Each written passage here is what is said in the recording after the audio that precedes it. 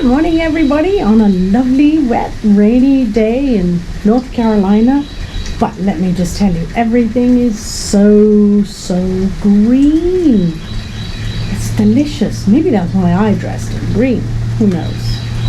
But everywhere I look, the flowers are just really drinking up the water.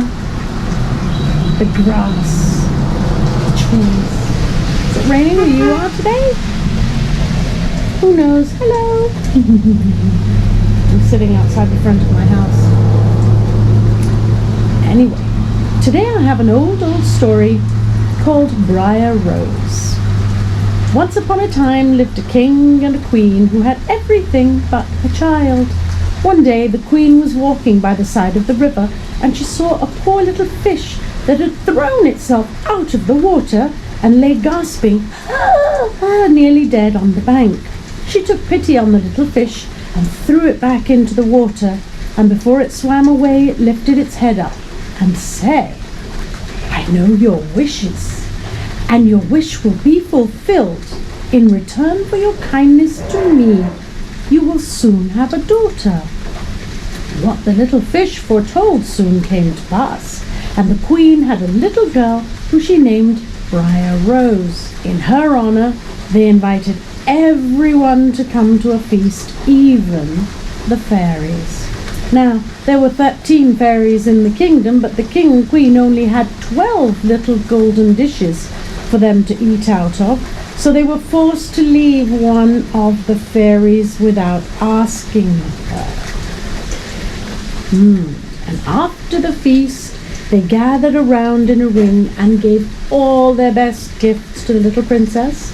One gave her goodness, another gave her beauty, another riches, and so on until she had all the good in the world.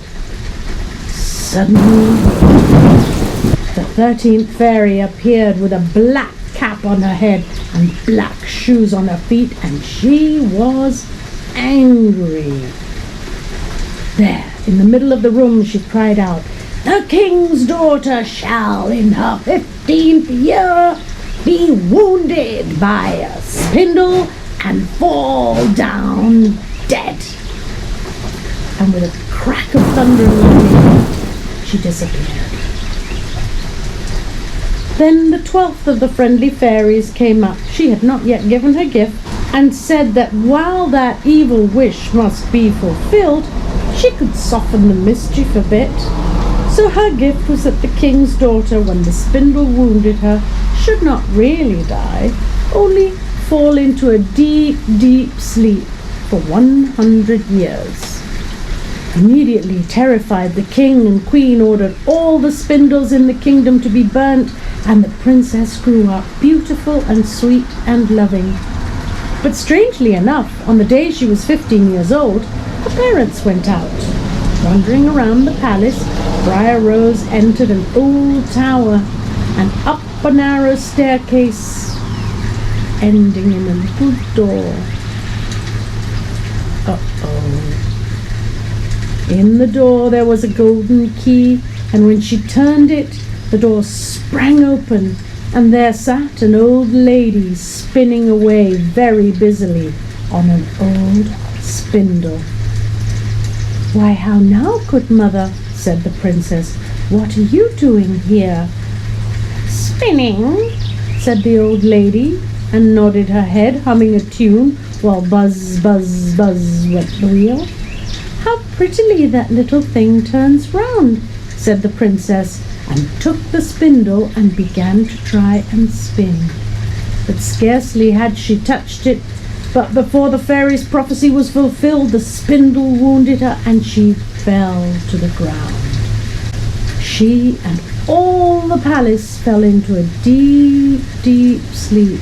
A large hedge of thorns grew up and about the palace, and every year it became thicker and pricklier, and at last the old palace was surrounded and hidden, so even the roof and chimneys could not be seen. But there went a report through all the land of the beautiful sleeping Briar Rose, so that from time to time several kings' sons came and tried to break through the thicket into the palace. This, however, none of them could ever do, for the thorns and the bushes laid a hold of them as if they were hands.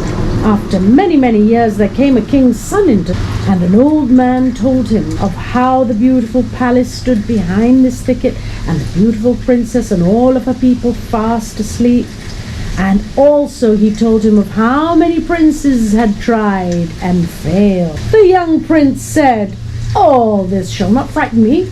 I shall go and see this Briar Rose myself." And even though the old man tried to stop him, nothing would stop him.